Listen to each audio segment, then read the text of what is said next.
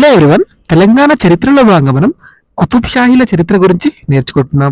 ఈ కుతుబ్ షాహీల చరిత్రను ఈజీగా నేర్చుకోవడానికి మనం ఈ కుతుబ్ షాహీల చరిత్రను ఒక 6 అంశాలుగా విభజించి నేర్చుకుంటున్నాం. ప్రీవియస్ వీడియోలో మనం చారిత్రక నేపథ్యం, పురావస్తు ఆధారాలు, శాసనాలు, అదేవిధంగా కుతుబ్ షాహీల యొక్క పాలకుల గురించి నేర్చుకున్నాం. ఈ వీడియోలో మనం కుతుబ్ షాహీల యొక్క పరిపాలన, సామాజిక పరిస్థితులు, అదేవిధంగా ఆర్థిక పరిస్థితుల నుండి ముఖ్యమైనటువంటి అంశాలను డిస్కస్ చేద్దాం. సో కుతుబ్ షాహీల కాలం నాటి పరిపాలన, సామాజిక ఆర్థిక పరిస్థితులను గమనించినట్లయితే దక్కన్లో గోల్కొండ కేంద్రంగా 1518 నుండి 1687 వరకు పరిపాలించినటువంటి ఈ కుతుబ్ షాహీలు ఢిల్లీ కేంద్రంగా పాలించినటువంటి ఢిల్లీ సుల్తాన్ల కంటే, అదేవిధంగా గుల్బర్గా కేంద్రంగా పరిపాలించినటువంటి బహమనీ సుల్తాన్ల కంటే మెరుగైనటువంటి సమర్థవంతమైనటువంటి పాలనను ప్రజలకు అందించడం జరిగింది. ఎప్పటి నుండి ఎప్పటి వరకు పరిపాలించారండి వీరు? 1518 నుండి 1687 వరకు పరిపాలించారు. వీరు ఢిల్లీ సుల్తాన్ల కంటే, అదేవిధంగా బహమనీ సుల్తాన్ల కంటే మెరుగైనటువంటి పాలనను, సమర్థవంతమైనటువంటి పాలనను ఈ కుతుబ్ షాహీలు అందించడం జరిగింది.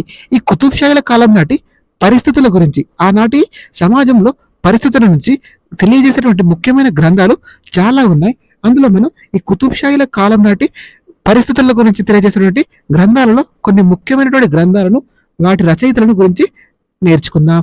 ముందుగా కాజైనుల్ ఫుతునుహ్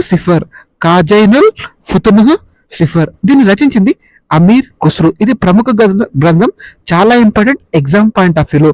ఇది ముఖ్యంగా దేని గురించి తెలియజేస్తుంటే 14వ శతాబ్దం నాటి దక్కన్ పరిస్థితుల గురించి ఈ కాజైనుల్ ఫుతునుహ్ సిఫర్ అనే గ్రంథం తెలియజేస్తుంది. దీన్ని రచించింది అమీర్ ఖుస్రూ. అదేవిధంగా తారిక్ ఈ పెరిస్టా లేదా ఈ ఇబ్రాహిమీ. దీన్ని రచించింది మహమ్మద్ కాసిం పెరిస్టా. ఎవరు రచించారండి దీన్ని? మహమ్మద్ కాసిం పెరిస్టా. ఇది ముఖ్యంగా మధ్యయుగం నాటి దక్కన్ రాజకీయ చరిత్రను వివరిస్తుంది. ఈ రెండు గ్రంథాలు కూడా చాలా ఇంపార్టెంట్ అండి, గుర్తుపెట్టుకోండి. కాజైనుల్ ఫుతునుహ్ సిఫర్ దీన్ని రచించింది అమీర్ ఖుస్రూ. ఇది ఏం తెలియజేస్తుంది? 14వ శతాబ్దం నాటి దక్కన్ పరిస్థితులను తెలియజేస్తుంది. అదేవిధంగా తారిక్ ఈ పెరిస్టా లేదా ఈ ఇబ్రాహిమీ, దీన్ని రచించింది మహమ్మద్ కాసిం పెరిస్టా. ఇది మధ్యయుగం నాటి రాజకీయ చరిత్రను తెలియజేస్తుంది. ఈ రెండు కూడా చాలా ఇంపార్టెంట్ అండి, గుర్తుపెట్టుకోండి. పెరిస్టా తన గ్రంథంలో తెలంగాణ ప్రాంతాన్ని ఏమని ప్రస్తావించాడంటే తిలాంగ్ అనే పని పేర్కొన్నాడు. ఇది చాలా ఇంపార్టెంట్, ఆల్రెడీ ఇది ప్రీవియస్ బిట్. పెరిస్టా తన గ్రంథంలో తెలంగాణ ప్రాంతాన్ని తిలాంగ్ అని పేర్కొన్నాడు. సో మూడో గ్రంథం ఏంటంటే బసాతిన్ ఉస్ సలాతిన్. దీన్నే దస్తూర్ ఉల్ అమల్ అని కూడా అంటారు. దీన్ని రచించింది మీర్జా ఇబ్రహీం జబేరీ. ఇది కేవలం 13 పేజీల పుస్తకం మాత్రమే. ఇది కేవలం 13 పేజీల వివరణ మాత్రమే. దీనిలో గోల్కొండ రాజ్యంలో కుతుబ్ షాహీలు అమలు చేసినటువంటి పరిపాలన ఏదైతే ఉంటుందో ఆ పరిపాలనా విధానం గురించి ఈ యొక్క బసాతిన్ ఉస్ సలాతిన్ అనే గ్రంథంలో ఉంటుంది. దీన్ని రచించింది ఎవరు? మీర్జా ఇబ్రాహీం జబేరీ. అదేవిధంగా history of Qutb Shahi dynasty అనే గ్రంథాన్ని రచించి హెచ్కే షేర్వాణి. ఇది చాలా ఇంపార్టెంట్ ఎగ్జామ్ పాయింట్ ఆఫ్ వ్యూలో గుర్తుపెట్టుకోండి. సో మనం పరిపాలనలో భాగంగా అసలు కుతుబ్ షాహీల కాలంలో పరిపాలనలో భాగంగా ముఖ్యమైనటువంటి అంశాలను డిస్కస్ చేద్దాం. ముందుగా రాజు, సుల్తాన్. పరిపాలనలో రాజు లేదా సుల్తాన్ కేంద్ర బిందువు. రాజు అనే వ్యక్తి అత్యున్నతమైన వ్యక్తి పరిపాలనలో. ఈ కుతుబ్ షాహీలు తమను తాము దైవాంశ సంభూతులుగా భావించుకొని భగవంతుని ప్రతిరూపంగా జలుల్లాగా ప్రకటించుకున్నారు ఈ కుతుబ్ షాహీలు. ముఖ్యంగా దీన్ని మహమ్మద్ కులీ కుతుబ్ షా, అదేవిధంగా అతని అల్లుడు ఆచరించేవారు. ఏమని? వీరు భగవంతుని యొక్క ప్రతిరూపమని. సో నెక్స్ట్ పాలక మండలి లేదా మజ్లిస్ ఈ దీవాందారి. కేంద్ర ప్రభుత్వ యంత్రాంగంలో పాలక మండలి లేదా మజ్లిస్ ఈ దీవాందారి లేదా మంత్రి పరిషత్, ఈ మూడు కూడా ఒకటే అండి. పరిపాలన వ్యవహారాల్లో ఇది కీలక పాత్ర పోషిస్తుంది. అత్యంత శక్తివంతమైనటువంటి మంత్రులు, అధికారుల సభ ఈ మజ్లిస్ ఈ దీవాందారి. ఇబ్రాహీం కులీ కుతుబ్ షా కాలంలో దీన్ని మజ్లిస్ కింగాష్ అని పిలిచేవారు. ఏమని పిలిచేవారండి? మజ్లిస్ కింగాష్ అని పిలిచేవారు. దీన్ని పాలక మండలి లేదా మజ్లిస్ ఈ దీవాందారి అని ఎవరి కాలంలో పిలిచేవారండి? మజ్లిస్ కింగాష్ అని ఇబ్రాహీం కులీ కుతుబ్ షా కాలంలో పిలిచేవారు. ఇది అత్యవసర సమావేశాలను నిర్వహించేది. ఇది అత్యంత శక్తివంతమైనటువంటి మంత్రులు లేదా అధికారుల సభ. గుర్తుపెట్టుకోండి, చాలా ఇంపార్టెంట్. మజ్లిస్ ఈ దివాన్దారి లేదా పాలక మండలి. నెక్స్ట్ వచ్చేసి పీష్వా లేదా వకీల్ లేదా ప్రధానమంత్రి పిఎం. గోల్కొండ రాజ్యంలో సుల్తాన్ తర్వాత అతి శక్తివంతమైనటువంటి మంత్రి ఏదంటే అది పీష్వా లేదా దీవాన్ లేదా దీన్నే వకీల్ అంటారు, లేదా దీన్నే ప్రధానమంత్రి పిఎం అంటారు. చివరి గోల్కొండ సుల్తాన్ ఎవరైతే ఉన్నారో అబుల్ హసన్ తానిషా, అతని కాలం నుండి ఈ పీష్వా పదవిని, ఈ ప్రధానమంత్రి పదవిని, ఈ వకీల్ పదవిని ఏమని పిలిచేవారంటే దీవాన్ అని పిలిచేవారు. రేపు ఎగ్జామ్ లో అడగవచ్చు ఎవరి కాలంలో దీన్ని దీవాన్ అని పిలిచారని. ఎవరి కాలంలో పిలిచారండి? అబుల్ హసన్ తానిషా కాలంలో. నెక్స్ట్ ఐన్ ఉల్ ముల్క్.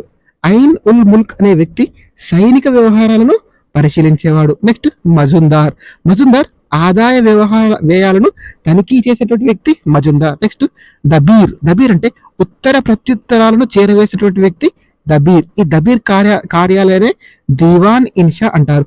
కోత్వాల్ అంటే పోలీస్ శాఖకు పెద్ద. ఇతడు శాంతి భద్రతలను పరిరక్షించడం ఇతని యొక్క విధి. సో ఇవి ఉన్నాయి కదండి, ఈ 4. వీటిని మ్యాచ్ ద ఫాలోయింగ్ అడిగే అవకాశం ఎక్కువగా ఉంది, చాయిసెస్ ఎక్కువగా ఉన్నాయి, మ్యాచ్ ద ఫాలోయింగ్ అడగవచ్చు. కాబట్టి గుర్తుపెట్టుకోండి. ఐన్ ఉల్ ముల్క్ అంటే ఏంటంటే సైనిక వ్యవహారాలు, మజుందార్ అంటే ఆదాయ వ్యయాలను తనిఖీ చేసినటువంటి వ్యక్తి, దబీర్ అంటే ఉత్తర ప్రత్యుత్తరాలు, అదేవిధంగా కోత్వాల్ అంటే పోలీస్ శాఖ పెద్ద, ఇతని ముఖ్య విధి శాంతి భద్రతల పరిరక్షించడం. ఈ 4 కూడా మనకి మ్యాచ్ ద ఫాలోయింగ్ అడిగే అవకాశం ఉంది ఎగ్జామ్ లో, గుర్తు పెట్టుకోండి.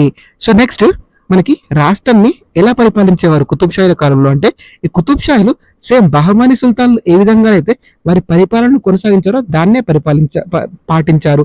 వీరు పరిపాలన సౌలభ్యం కోసం తరఫ్ లేదా సింపుల్ గా విభజించారు. రాజ్యాన్ని రాష్ట్రాన్ని సర్కార్ను ఫరగనా ఇలా విభజించడం జరిగింది. రాజ్యానికి సుల్తాన్ అధిపతి, రాష్ట్రానికి తరఫ్దార్, సర్కార్కి ఫౌజ్దార్, ఫరగనాకి తహసీల్దార్ అధికారిగా ఉండేవారు. ఇలా వీరు రాష్ట్రంలో పరిపాలన సౌలభ్యం కోసం రాజ్యాన్ని రాష్ట్రంగా, అదేవిధంగా రాష్ట్రాన్ని సర్కారును పరగానగా విభజించడం జరిగింది. ఈ విభజనను గుర్తుపెట్టుకోండి. దీన్ని యాజ్ ఇట్ ఈజ్ గా మనకు ఎగ్జామ్ లో అడిగే అవకాశం ఎక్కువగా ఉంది. అండ్ ఆల్రెడీ ఒకసారి ప్రీవియస్ అడగడం జరిగింది. రాజ్యాన్ని రాష్ట్రాన్ని సర్కార్ను ఫరగనా ఇలా రాష్ట్ర పరిపాలన కొనసాగేది. వీరు దేని నుంచి తీసుకున్నారండి? బహమనీ సుల్తాన్ల పరిపాలన నుండి తీసుకోవడం జరిగింది దీన్ని. సో స్థానిక సమస్యలు, అదేవిధంగా తీసుకోవాల్సినటువంటి చర్యలపై ప్రభుత్వానికి పంపే సిఫారసులను ఏమని పిలిచేవారంటే మహాజర్ అని పిలిచేవారు. దీన్ని కూడా అడిగే అవకాశం ఉంది, గుర్తుపెట్టుకోండి.